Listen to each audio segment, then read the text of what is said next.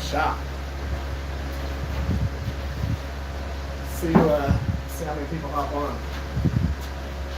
Of course, you're watching this after the live stream. You're just watching me do the stuff waiting for people to get on here, which is just hanging out.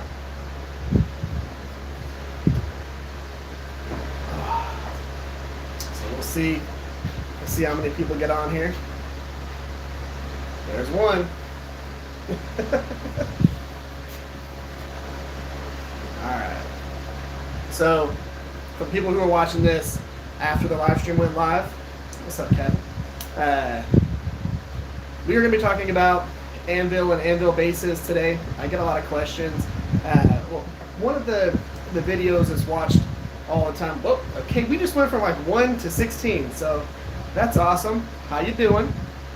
What's up, Craig? So, one of the things that I get asked pretty often is, it's about anvil bases and some of the stuff that I do when I set them up. What's up, Pinto? So, I get this question asked a lot because a while back I made a video making the base that technically this one's sitting on. So I made that base a while back, did a video for that. I didn't make a video making the base for the Trenton anvil because I already made the other base. What's up, Jason? So, and what's up, the other Jason? So let's see here. Made mine out of 2x10s for my son after watching a video. See, and it's real easy. These anvil bases are very, very simple. I'm going to kind of talk about them for a minute in this video. We're going to talk about anvils and a couple of things that I do to my anvils to be able to make them better to forge on for me. And a few things that I do that will actually help y'all out if y'all decide that y'all are going to get into the forging game at all. And you want to be able to do it without stressing about things that you typically think through when you're like, okay, I got an anvil, now what the hell do I do? So I'm going to be talking in this video, this live stream, about that, and I'm going to answer some of y'all's questions as we go through it, and we're going to see how this goes. Now, for one, to make sure y'all understand something, this actual anvil design right here came from one of my good friends. His name's Jeff Peters. He's got Facebook page, it's Old Wolf Forge. He's the one that showed me this a long time ago whenever I first got into knife making. He was the reason why I decided to make my first knife and trying to go ahead and do that. He's a Forged and Fire champion. He made if you look up the Messer sword, he's the one that won that episode with the Forged and Fire. And he won that making knives out of one car garage that's packed full of stuff. And you know, he didn't have a press, didn't have a power hammer, anything like that. He did it all hammer and anvil. And I was like, you know what? Picked his brain a little bit, decided to make my first knives. So I'm going to talk about these bases and my anvils and a couple of things that I've done to modify them, again, to make it easier for me. And we'll get into that here in just a second. So when it comes to the anvil bases, the number one question that I'm asked is how tall that I make the base. They want to replicate that part of it as well. So I didn't really talk about that in the video about the height, because that, like, for the height that I set these to, because that height is not going to be the height that you need. When it comes to doing your anvil base, it's all based on your height, because it needs to be comfortable for you to be able to forge on. If you make a base for someone who's 6 foot tall like me, and you're only 5'5", it's going to be awkward. Or you're 6'5", it's going to be awkward. So the rule of thumb when it comes to doing this and making it the right height is to take your arms straight down beside you, and you just measure from here to the ground. If you want to have somebody else measure it for you, you can. But this right here, this is the height that these should be. And the whole point behind that is whenever you bring your hammer down, when you bring your hammer down, this is comfortable. You drop your hand all the way down, and you're here. Okay? Come over on top of it, you're here. And it makes it to where it is comfortable for your swing and impact on the actual anvil. That's why you go off of this height. Now, you'll see some people go through and make their anvils slightly taller than that or slightly lower than that. Again, that's going to be a personal preference for what you want within your anvil height, but whenever it boils down to it, the people that tend to make them taller, they want it a little bit taller so that whenever they're hitting just right here, or they don't want to bend over. They might feel like they're bending over whenever they're hammering, so they'll make them a hair taller, or if they're doing different type of work on it. But for me, with making knives, that's the height that I want it. It's going to be your knuckle height. So the height of my base isn't going to do you any good. You need to be able to measure that yourself. Let's see here. Have you been working out, Eric? No, I haven't worked. Well, I've been lots of forging. So when it comes to the height, that's what you're going to go with. Now, one of the easiest ways to get a base done like this, and I explained it in that video, is just go get 2x10s or 2x12s, and really all you got to do is figure out your height, go to Lowe's or Home Depot, pick out your wood, take it over there to their little cutting section, and have them cut it for you. You don't need to cut it yourself.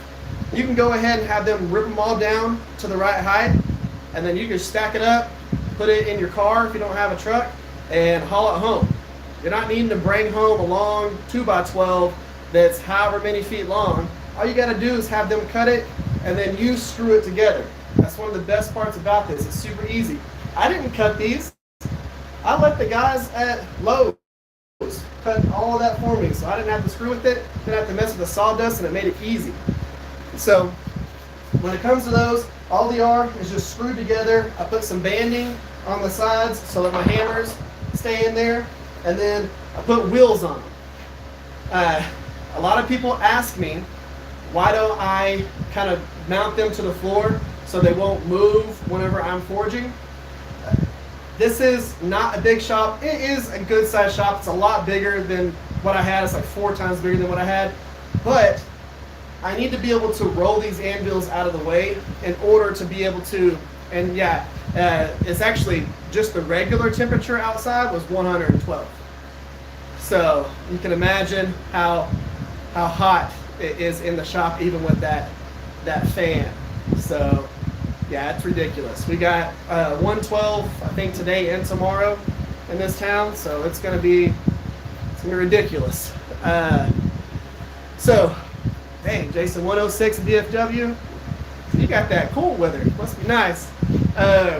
So whenever you're doing the bases, for me, I put them on casters, and it's not like the anvil's sitting on casters. I just rock them over, so it just gets rocked forward, and then you just move it, just like that. And again, the whole point behind that is so that I can take it and put it out of the way, have my open space to be able to pull my workbench over. You got to think something that's different for my shop versus your shop is going to be, I'm a YouTuber, so I have to think through camera angles and stuff like that and lighting. So I have to be able to move things out of the way, pull things to me, set up camera angles, tripods, all of that stuff to make sure that I can film it right. But I would always suggest, and unless you are going to 100% have it in one spot, just put it on casters, just attach the front so you can take the rocket, move it out of the way. That's another idea that I got from Jeff Peters, because again, he was working with a small shop, and that's what he did, and I was like, you know what? That's genius, so I'm going to do that. So casters definitely help with the anvil and positioning it. Now, one of the things that you'll see me do, I don't know if y'all really pay attention to it. I talked about it in one of my last forging videos, but whenever, listen here. I seriously thought my zipper was down. So, whenever you are, Chip, calm down. Whenever it comes down to my hammers, one of the things that I talked about in the last forging video whenever I'm working with any specific hammer, okay, they don't go inside here. This area right here is for storing the hammers whenever it is out of the way. When it comes to forging, all of these that I'm using go on the ground. Whatever hammer I plan on using comes out of here, goes on the ground, handle up, so that whenever I'm forging, all I gotta do is come over here, pick up the hammer I'm gonna use, boom, boom, boom, boom, boom, put it on the ground, come over here, steel back in the forge, come back over, pick up the one that I'm gonna use, bring it up, hit it on it. These heads will get really, really hot as you're forging, and whenever they're inside here, you're gonna be grabbing it from the head. So you're gonna be grabbing it from the hot part. You don't need to do that. Plus, it's a lot easier just to pick it up. You're already in that motion, pick it up, start forging, do your thing, put it down. So whatever hammers you plan on using for that forging time, just go ahead, take them, put them on the ground. The person that I got that from is actually Jason Knight. Whenever you see him forge, he'll put his tongs on the ground, he'll put his hammers on the ground, all that stuff. And he just grabbing stuff from everywhere. None of it's sitting in an actual thing. They're just on the ground, he picks it up and starts going. So that's one of the things that I would suggest if you're gonna get into forging. But other than the bases, how I have these attached, I do the base, and then before I put any straps down and screw anything in or anything like that, I put the anvil on the base, I mark the outline of the anvil with a marker, take the anvil off the base, and I put silicone, filling in that whole entire area that I just marked on the base. And then the anvils get placed on top of the silicone, worked in a little bit, and then I strap them down. And the whole point behind that is it takes a lot of the ring out of the anvil whenever you're swinging and hitting it. I see a lot of people do chains to take a little bit of the ring out. Now, some of the reason why you do chains is so that you can actually add mass to, but a lot of people use it to take the ring out. If you just silicone it down,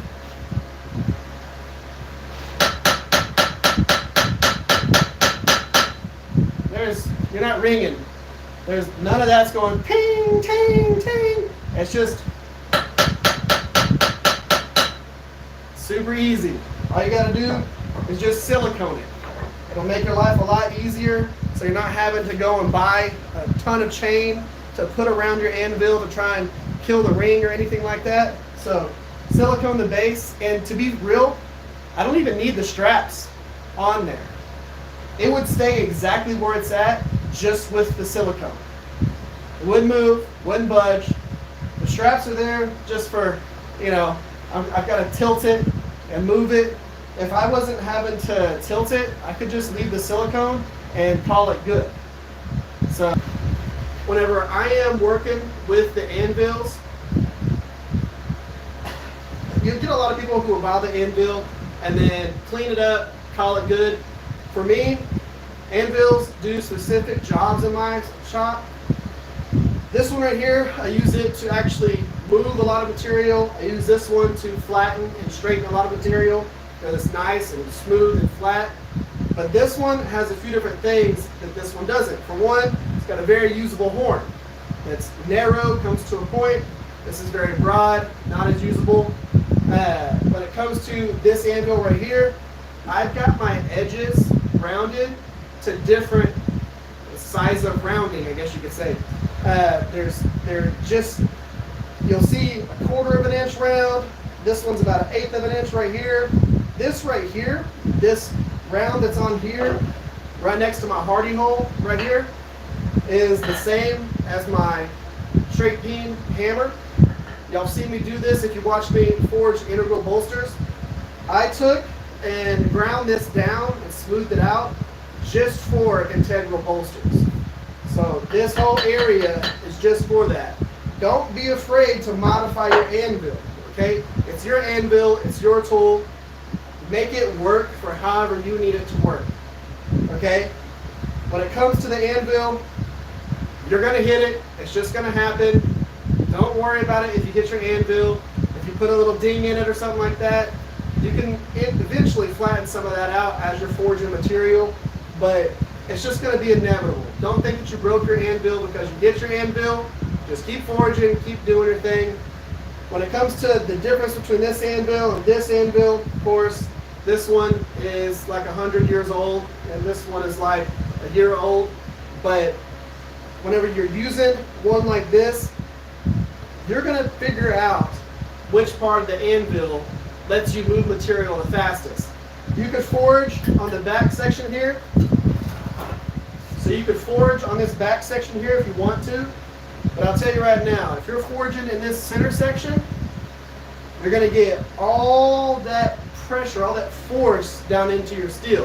Whenever you're taking and you're hitting here, everything is going to crush easier in this section than it will here.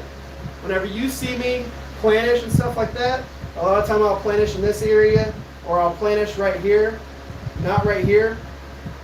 Some of that is because this area on my anvil is really flat and smooth.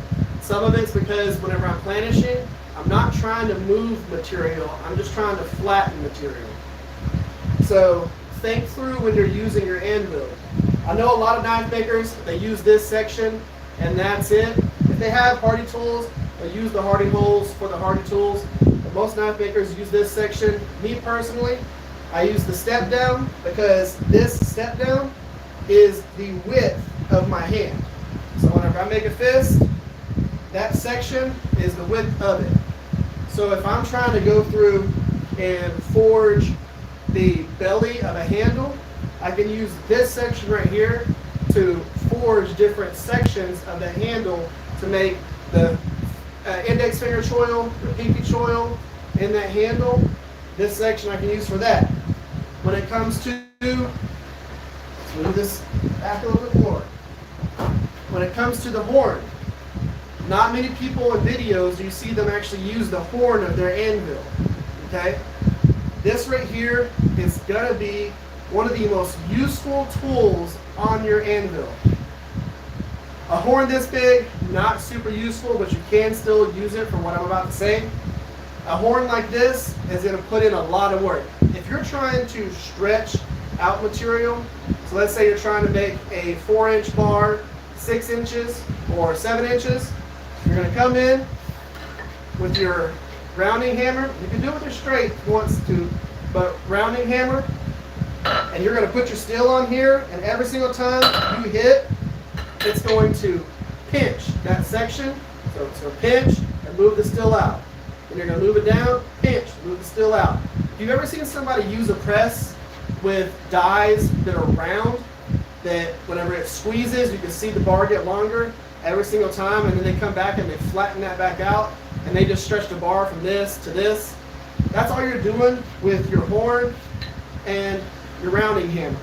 Coming in, boom, it's going to pinch it and let you forge it in length. If you need to work on finger choils and getting them nice and round, you come up here and you're going to do work on this. If you're trying to forge your, like I do a karambit and you need to do the eye on it, you're going to use this to do that. It's just using the whole entire anvil and not just sections of the anvil is the best way to do it. Let's see what we got here. Speaker magnets under the horns. Yeah, that actually helps a lot. There's a lot of people that do the magnets actually underneath here and underneath here to be able to help with the ring and stuff like that. So when it comes down to it, you really need to be able to use your whole entire anvil. One of the things that I haven't done much of is Hardy tools. I've got a cutoff tool that I use here and there. I see people hot cut steel and go through and cut it like that. Here's the one reason why I don't like that. Whenever you go through and you cut the steel with like what looks like an axe head that's in your Hardy tool or a Hardy hole, whenever you go through and you cut into that steel, what ends up happening is you're hammering down on it right here. You create this V in the steel. So what ends up happening is this section right here which is going to be the butt of your handle most of the time, that piece is going to have an angle like that. It's going to have a little flap of steel, and you're going to have to forge that back in if you're trying to forge the finish. So you can either do that, or you could just cut it off and not have to worry about forging that angle back in to flatten it back out. If you don't want to do that, you don't want to end up messing with any of that, just cut it off with the angle grinder, cut it off with your quarter band saw, and call it good. You can keep it hot, cut it off with your angle grinder, and it's nice and straight, throw it back in the forge, and then go ahead and keep on forging. You won't really ever see me hot cut anything. I'm not going to do that. I know what it does to the steel and how weird it makes the steel whenever you go to have to start forging and fixing all that stuff. And it's not any faster than just taking your angle grinder and going and cutting right through it. Just do that. It's going to make your life a lot easier. If you know you're going to end up doing it, just have your angle grinder plugged in with a cutoff wheel ready to go. So all you got to do is just go in there, cut it off, throw it back in the forge, and then finish doing your business. Okay? It's a lot easier. Now, if you want to hot cut it because you just like the process of hot cutting, then do your thing. Where's the rest of your, yeah. Okay, so when it comes to some of these hammers, you know, that's got a long handle on it, okay? Long handle. I still only use about that much of that handle. I could cut all of this off and be perfectly fine. Whenever Elijah was using this hammer in his videos, the Fire Creek Forge, and I saw the length of his handle, I was like, hopefully I'm going to like that, because this is a 5-pound rounding hammer. You know, a lot of people use rounding hammers like this. That's about a 2.5 pound right there. And this is from Wahlberg Forge.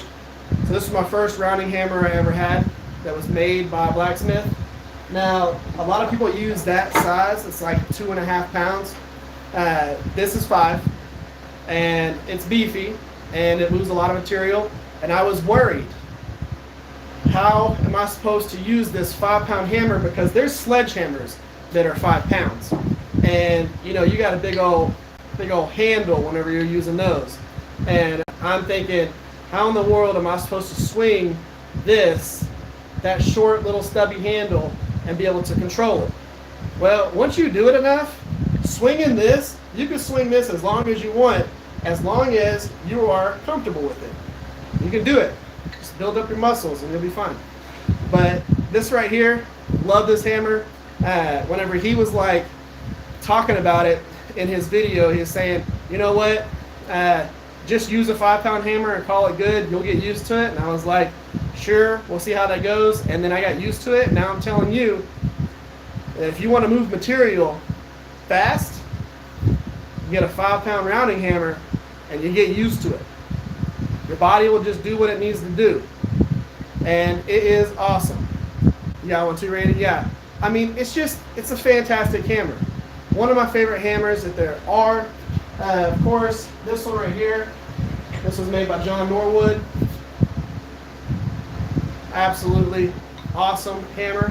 I got that from Blade Show Atlanta. He brought out his hammers and sold pretty much all of them like that. So I was happy I was able to get that one.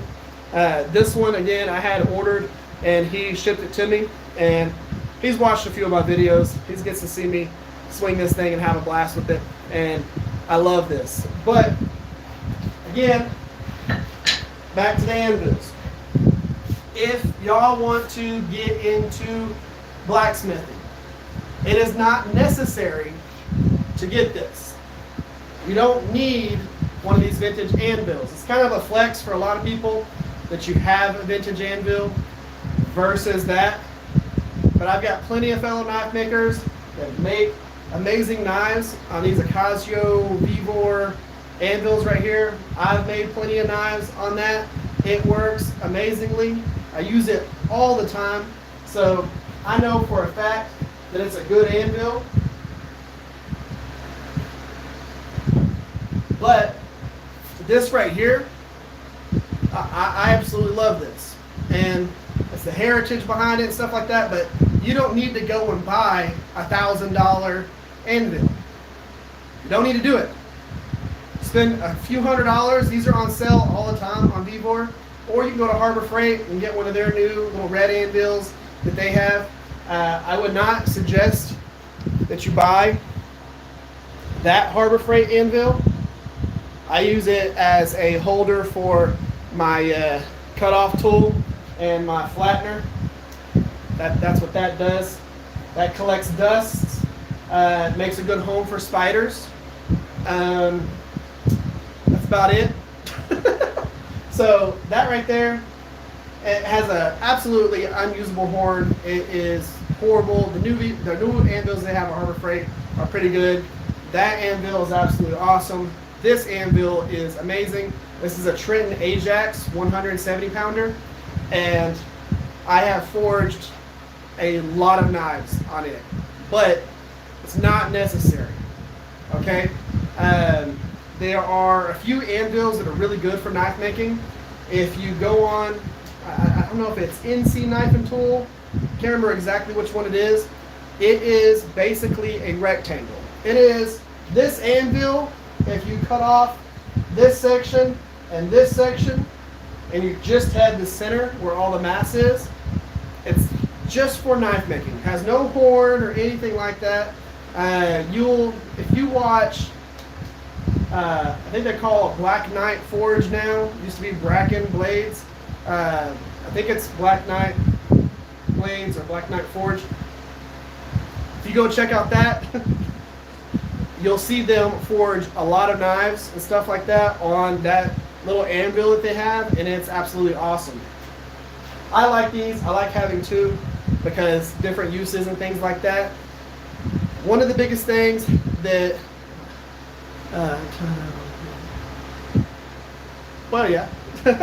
so one of the things that you need to think of whenever you're getting into an anvil or something like that is, again, the most expensive one is not the thing that's going to help you forge knives. You can get something like this, or you can go ahead and get a, an anvil-shaped object, like an ASO type deal. You do not need this. One of the things that I would not suggest that you really forge on is a railroad track. I've got like 4 feet of it outside the shop. I wouldn't really suggest that you forge on that, but if that's all you have, do your thing. You're just not going to move much material very fast. Plus, the amount that those railroad tracks typically cost you, it'd be less to just go buy one of the Harbor Freight anvils and just call it done. You're going to move more material with the Harbor Freight anvil than you will with one of those tracks. So don't try and do that. Like the fat hammer. Yes, you do. And again, once you get used to swinging it, it's easy. This is a cakewalk to swing it.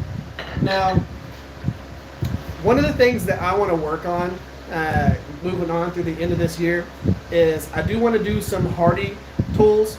I want one of the guillotine tools. So with those, you can do a few different things. It's a lot easier to do integral bolsters.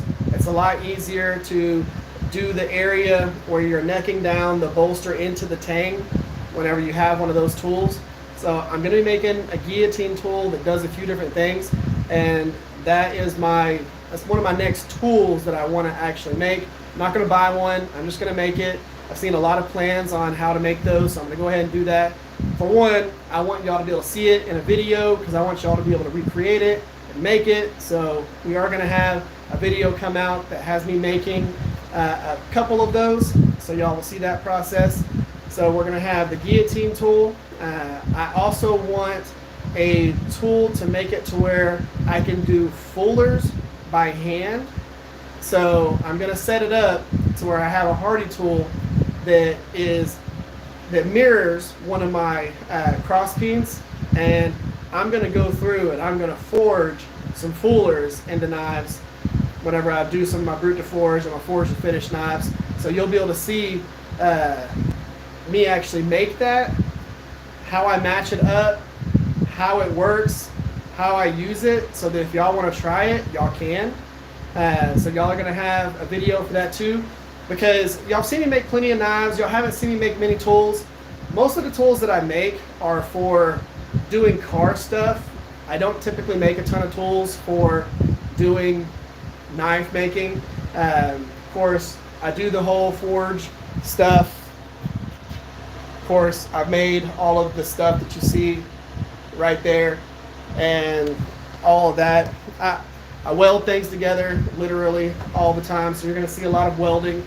Plus, whenever I make the Apollo forge and I make the Brian House, the House-made, Revolution grinder, you're going to see me weld all of that all up and do all that stuff. So y'all are going to get to see a lot of tools being made. One of the things that I wanted to show y'all, kind of pick your brain on this a little bit. So this. So one of the things that I had got was this guy right here and this guy right here. So this is for doing tomahawks and hatchet heads and stuff like that. And then of course, tomahawk handle. This is going to be beautiful whenever I stain it. You can't see it that much, but curly maple handle, that's going to be beautiful. So I will be making a tomahawk here soon. This is going to be a fun build. This is going to be the first time that you actually see me go through and use one of these tools to actually open up the eye on the tomahawk and do all that. So hopefully y'all are excited about that. I'm going to be doing the first tomahawk out of a smaller ball peen hammer. So we're going to forge that hammer into a tomahawk, and then I'm going to take a chunk of steel and forge a tomahawk by hand without a press. It's going to be a blast driving the stake through it in order to make the hole, to be able to then use this. It's going to be a pain in the ass, but I want to see if I can do it. Back whenever they were making tomahawks originally, they didn't have presses or power hammers to do those. So I'm going to do it without a press and a power hammer. I'm going to use the press and the power hammer on my arm to be able to make that happen. But I know that a lot of people have asked me to make a tomahawk. I get asked by all my friends. I get asked by a lot of people on YouTube. And that's something that I wanted to do for a while. So we're going to do one out of the ball peen so that I can get used to the actual forging of it and making the material go where I need it to go.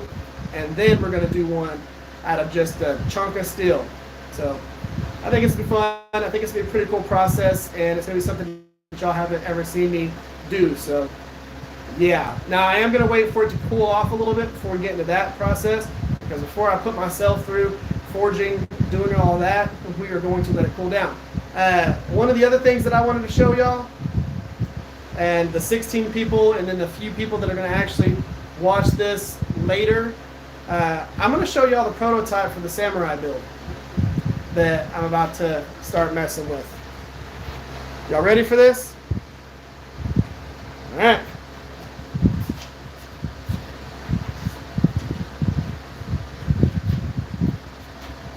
It's going to be longer than this.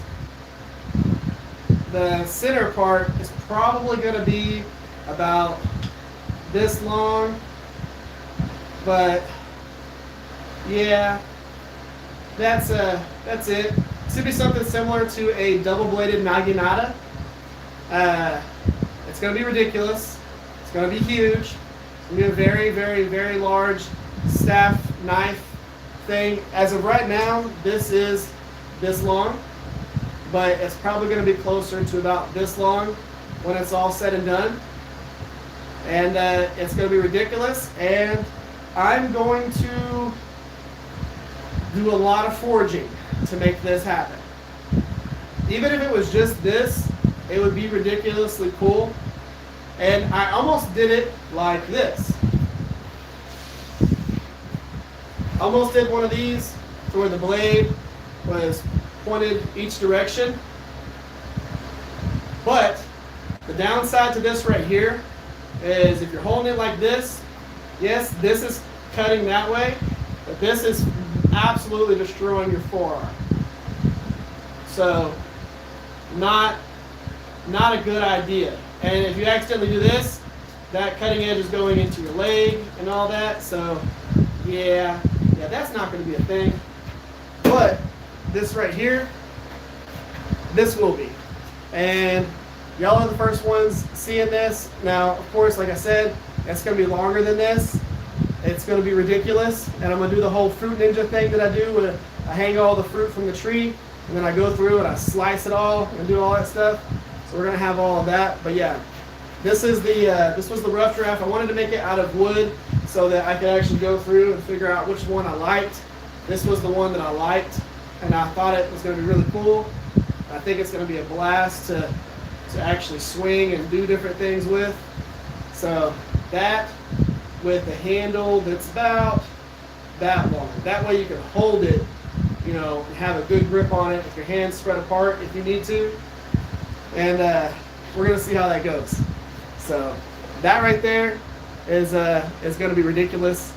Hopefully y'all are excited about that process, because I think I'm the only one, you know, when it came to the dagger build, I was the only one that did a double-bladed dagger. And that one was really dangerous. I cut myself. I have scars from that. That was a very dangerous weapon. This one will only be one-sided as opposed to the dagger. It's 4 blades around your hand. And no matter what you did or where you moved that, there was always an edge that could cut you. So that was terrifying. I cut myself a lot on that build, and I won't do that again unless somebody orders one. Then I'll do that again. But for this, I think it's going to look really cool. When it comes to the handle, I haven't decided if I'm going to do something that's more like a naginata or if I'm going to do an Ito wrap on the handle. I haven't decided that 100% yet. But this is going to get started here soon. I'm going to be forging it out of 5160 because I hate myself. And that's about all I can say about that. That's going to be rough. It is not going to be fun. It's going to be a pain in the elbow, but we're going to make it happen. I don't care. I just want to do it. And it's going to be really cool. We'll come to forward. Yeah, and I thought about doing that. I drew it out a few different ways. Like, we're talking about like this, to where the cutting edge is on this side. Type deal. Like, to where it's curved that way. And I thought about something like that, but me personally, well, dang. If I'm doing that, it's like a double-bladed scythe. Don't get me making up new decisions here. Calm down. Got me over here rethinking shit. So, screw it. I'll draw it out, and I'll see if I like it. And if I like it, maybe I'll change the design. I haven't started forging it yet, so who knows? I didn't think about that, and now I want to draw it and see how that looks. See, that's why y'all are here. Stuff like that. Yeah, I'm gonna draw that out. I'm gonna put it on template material. I'm gonna see how that looks, and if I like it, I might actually change the design. Damn it. Now, originally, whenever I was going to do this, when I had this size of handle, this is not something that's going to happen, but I was going to make it to where I could take this and separate it and have 2. So, I was going to figure out how to make that happen, but yeah. If you sharpen both sides, you get both. Yeah. Everything that I just said about the whole double-bladed dagger, yeah, just go ahead and just sharpen everything, call it done. Yeah, that would be absolutely ridiculous. I could do it. I'm not saying I'm going to. Still got to think through this thing. Because, I mean, think about it. If you actually thought about this, if we moved this heel over here and it actually came like that, not talking about making a double-bladed dagger thing. I'm saying if I took this section off and I brought this over here and then brought it down, just like I did the Insanity builds. Imagine if I had a double-bladed Insanity build. That would be ridiculous. I also cut myself on that. Stuck the whole tip of the Insanity build in this elbow, went straight in, and that was not a fun day. I'm going to draw it out and we're going to see what happens. But before I get too off in the weeds and all that stuff with this, do y'all have any questions for me on things like anvils and stuff like that? Also, what would y'all prefer next week's video to be on, or next week's live stream? So we've got 21 people on right now. What do y'all think I should talk about in next week's live stream? The reason why I did this one is because lately I've got a lot of questions on the anvil height and the base and different things that I've done to the anvils to make it easier for me forging. I've had a lot of those questions, and I figured why not live stream it, talk about it, and then also talk about some of the ways that I, get myself set up for forging. And then some of the stuff that makes it a little bit different for me having to film the forging process. It's just something I got to think through. Well, no, I don't learn from the safety procedures. I do kind of, but I stabbed myself a lot. Y'all know how it goes. You're making knives. You got to cut yourself to realize how to make yourself not cut yourself. It's just the way it goes. How many people have hand sanded and jabbed a finger into the tip of a blade before you realized, I shouldn't hand sand like that? I know that I've done it several times. Bevel angles, different grinds, and their uses.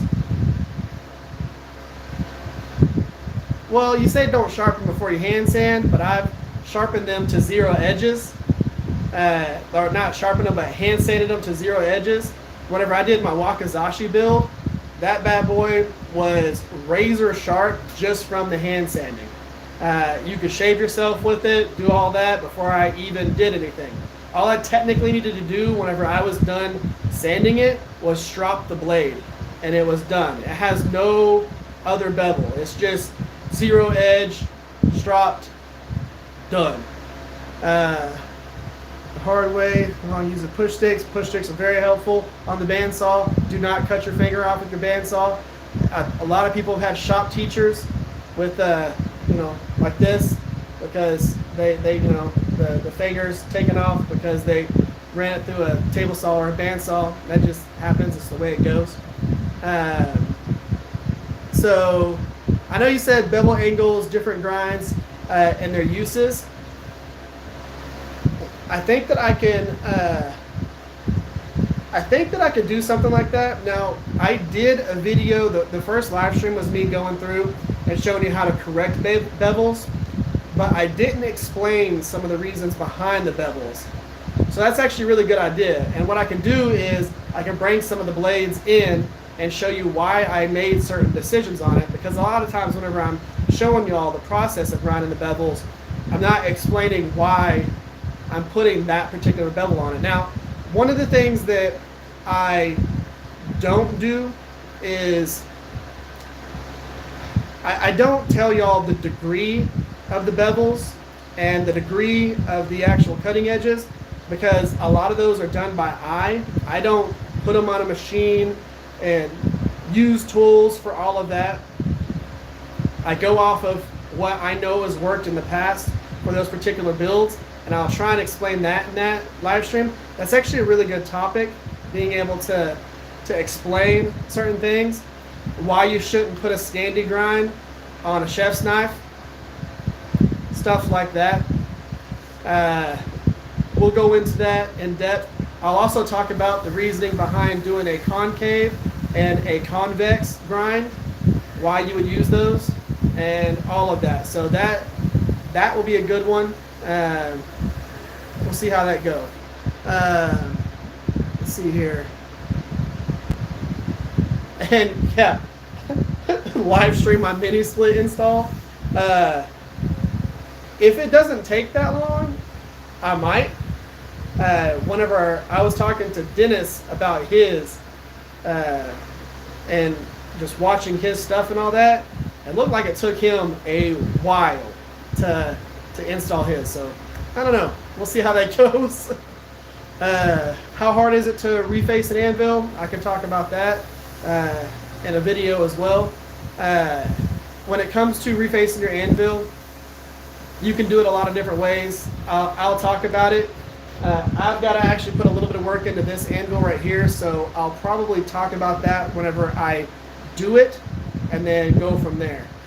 Because if you're buying a used anvil, vintage anvil, one of the things you will need to do is reface it or resurface it in some way, shape, or form to make it usable again, because a lot of those have a lot of deep pitting and stuff like that. And I'll go over what I did with mine and how you could actually get it prepped to be able to utilize that anvil. So that's a good idea, Merle. So good. And then anything else? You think that that's what we should do? Bevels, types of grinds, get into that. I think that that's going to be a good one.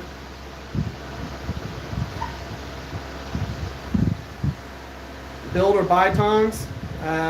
For me right now, I just buy them. If you want to learn how to build your tongs, then absolutely go through, make them, build them, do that thing. Can I make tongs? Yes. Is it easier for me to just buy them from people who make tongs? Yes. I could probably make my own hammers too, but I'm definitely buying the hammers. I don't have all the stuff set up for that, but I would say make a set of tongs so that you can know how to make a set of tongs. That's the way to do that. But for me, I'm personally going to buy them from people who can actually make them the right dimensions that I need. Because all I got to say is, hey, I need tongs that can hold round bar, that will hold a 5/8 round bar, a 3/4 inch round bar, a 1 inch round bar, square tube, square bar, you know, all of that stuff. It's going to be a lot easier for me to be able to just do that than for me to make my own tongs. What I will do that y'all don't really see on camera is I go through and I modify my tongs depending on the size of material that I plan on using. I will heat up the bends on them. So stuff like this, I will actually modify the jaw width depending on what I need to go ahead and use for that time. So I'll go through, modify that. It makes it a lot easier on me. Different tongs that I have, I'll go through and I'll just modify the width of the jaws to be able to hold the material that I want to hold. I've got tongs that I've made that are really rough looking for holding my big leaf spring material, because there's not a very good pair of tongs to grip that, and they hold it really well. You know, y'all see them in a lot of different things. These guys right here, that's what I use to hold that really big leaf spring material that I use. They're nice and short, get a good grip on them, and I can open and close the jaws however thick I need to be able to hold. But that right there, I made those for just 5160 leaf spring material. And they're awesome for whenever you're going through and you're forging at the tip and you really need to forge back into yourself. Yep. And Black Bear, he's got awesome tong videos. If you really want to learn how to make tongs, that's a great spot to go to be able to do that. How small is too small for an anvil? Really depends on what you're doing. If you're going to be doing putting snaps together for leather working, you can get a little video anvil. If you want to do silver work or work on jewelry, you can do a jeweler's anvil, which are really small. So you have those. Me personally, if I was going to get an anvil, I would want it to be over 100 pounds. Can you do a lot of work on a 50, 60 pound anvil? Yes. But for me, I'm going to want my anvil to be 100 pounds or more. It's just a personal preference. Is it necessary? No. Do you need a 300 pound anvil? No. Do you want one? And if you get one, get one? Yes. Do I want a 300 pound anvil? I do. I really do. eventually I will have one. But do you need it? Nope. But if you're gonna get an anvil, definitely get one that's over 100 pounds if you can. This right here is like 130 pounds. It's perfect. Little Ocasio guy right there. Make a set of tongs so you know how much it sucks to make tongs, and then order a pair. Yep. That is right there. That sentence that Philip wrote. Jason Knight is an amazing blacksmith. Jason Knight buys his tongs. Like a lot of the master smiths and all that stuff, even though they can make their tongs, they just go and they just buy tongs. They just have hundreds of pairs of tongs for whatever. You know, for the amount of tongs that they have, they would have to be just tong makers, not knife makers, if they were going to acquire that many pairs of tongs. They would just be people who made tongs, master tongsmiths, not, you know, knife makers. So there are people that make that specific tool. Let them make that tool. You're a knife maker.